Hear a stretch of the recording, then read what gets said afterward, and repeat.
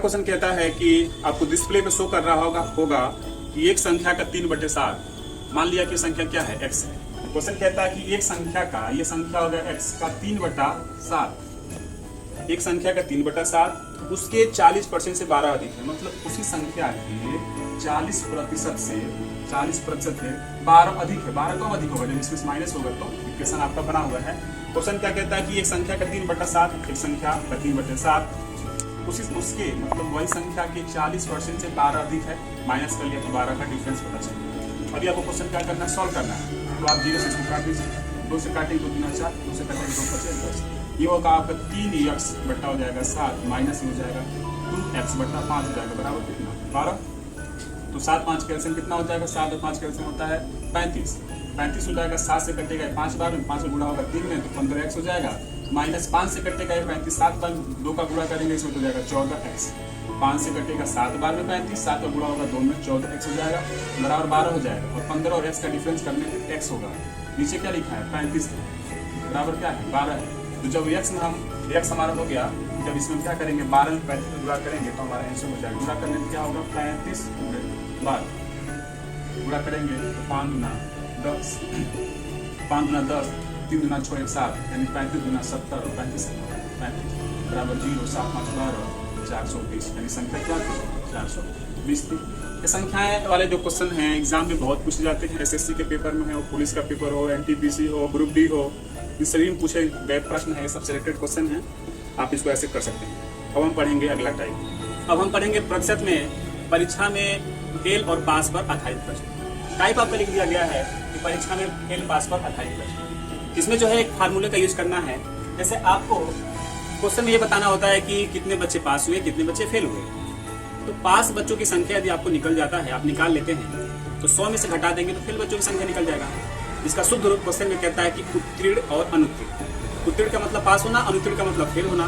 तो अगर उत्तीर्ण बच्चों की संख्या आपको पता हो गया तो आप 100 से घटाएंगे तो अनुत्तीर्ण बच्चों की संख्या निकल जाएगी। अगर आप अनुत्तीर्ण बच्चों की संख्या जानते हैं तो 100 से घटा लेंगे तो क्या हो जाएगा, उत्तीर्ण बच्चों की संख्या निकल जाएगी। उसी के संदर्भ में एक फार्मूला आपको यहाँ दिया गया है कि उत्तीर्ण विद्यार्थियों की संख्या बराबर होता है 100 माइनस एक विषय में अनुत्तीर्ण माइनस दूसरे विषय में अनुत्तीर्ण प्लस दोनों विषयों में अनुत्तीर्ण। ये फार्मूला है। ये आपको देखने में थोड़ा सा और लग रहा होगा, लेकिन जब क्वेश्चन पे आएंगे तो सिंपल हो जाएगा। दूसरी बात, इससे आप क्या सीख सकते हैं, दूसरा आप ये सीख सकते हैं कि लिखा है कि एक विषय में अनुत्तीर्ण। जैसे मान लीजिए कि अगर आपसे हम कहें कि हिंदी में 30% बच्चे अनुत्तीर्ण हो गए, हिंदी में 30% बच्चे अनुत्तीर्ण हो गए। इसके संदर्भ में आप ये सोच सकते हैं कि 30% बच्चे अनुत्तीर्ण मतलब फेल हो गए हैं, तो ठीक उसी से 70% बच्चे क्या हो गए, पास हो गए होंगे। ये उससे आंकड़ा निकल रहा है। अगर हम ये कह दें कि 70% बच्चे अंग्रेजी में फेल हो गए, तो 70 फेल होंगे तो 30 क्या हो जाएंगे, तुरंत पास हो जाएंगे। ये चीज आप समझेंगे तो इसी एक फार्मूले से उत्तीर्ण बच्चों की संख्या निकाल लेंगे, अनुत्तीर्ण निकाल लेंगे। आते हैं क्वेश्चन की ओर। क्वेश्चन आपको डिस्प्ले में सॉल्व कर रहा होगा। क्वेश्चन क्या कहता है, क्वेश्चन ये कह रहा है कि किसी परीक्षा में 60% विद्यार्थी गणित में तथा 70% अंग्रेजी में। देखिए 60% गणित में और क्वेश्चन कहता है कि 70% क्या कहता है अंग्रेजी में, और कहता है कि 50% और 50% बच्चे दोनों विषयों में क्या हो गए, उत्तीर्ण हो गए। क्वेश्चन कहता है कि किसी परीक्षा में 60% विद्यार्थी गणित में, 70% अंग्रेजी में और 50% विद्यार्थी दोनों में उत्तीर्ण हो गए, तो बताइए कुल कितने विद्यार्थी उत्तीर्ण हुए। आपसे कहता है ना उत्तीर्ण हुए। देखिए उत्तीर्ण का फार्मूला लिख लिया गया है और इसी आंकड़ों से इसको हम कैसे फिल करेंगे, ध्यान से देखिए। हमें उत्तीर्ण बच्चों की संख्या निकालना है, तो देखिए हम उत्तीर्ण निकाल रहे हैं कैसे। उत्तीर्ण बच्चों की संख्या 100 हो गया हमारा, ये जो ऑलरेडी क्वेश्चन में है। माइनस कहता है कि एक विषय में अनुत्तीर्ण बच्चों की संख्या, और आपको पता है कि जितने भी हैं ये सब उत्तीर्ण वाले हैं, और आपको चाहिए 100 में से पहला विषय मतलब गणित में अनुत्तीर्ण मतलब फेल वाले बच्चे कितने हैं। आप देख रहे हैं कि 60% पास हैं तो 40% फेल नहीं होंगे, वहां पे हो ही जाएंगे, यही समझना है। माइनस आपका हो गया। कहता है कि दूसरे विषय में अनुत्तीर्ण बच्चों की संख्या। अब देखिए 70% अंग्रेजी में क्या है, उत्तीर्ण है, तो 30% क्या हो जाएंगे, वहां से फेल भी हो जाएंगे, अनुत्तीर्ण हो जाएंगे। फिर कहता है प्लस दोनों विषयों में अनुत्तीर्ण बच्चों की संख्या, दोनों विषयों में अनुत्तीर्ण की संख्या। देखिए ना यहाँ पे कहता है कि 5% दोनों विषयों में उत्तीर्ण हो गए, तो अगर 50% उत्तीर्ण हो गए तो 50% क्या हो जाएंगे, अनुत्तीर्ण भी हो जाएंगे। तो अनुत्तीर्ण का आंकड़ा हमको यहाँ 50 दिख जाएगा। क्लियर है।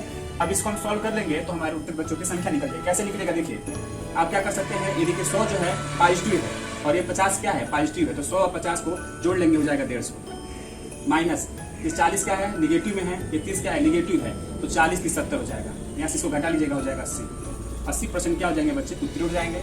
ठीक है, और अगर आपसे कहता कि इसी क्वेश्चन पे कह देता कि अगर 80% आप उत्तीर्ण निकाल लिए हैं तो इसी आंकड़ों में कितने परसेंट बच्चे ऐसे हैं जो अनुत्तीर्ण हो चुके हैं, मतलब फेल हो चुके हैं, तो जो 80% बच्चे अगर आपको पास दिखेंगे तो 100 में से 20% बच्चे जो फेल हो गए हैं उसका आंकड़ा साफ साफ दिखेगा। एक क्वेश्चन आपका था, आपने पढ़ा प्रतिशत में हमने आपको 10 टाइप पढ़ाया जो एग्जाम में आने वाले प्रश्न है, इस चीज को ध्यान से समझना है। अब आगे हम जल्द लाएंगे नया वीडियो, आज के लिए बस इतना ही, थैंक यू।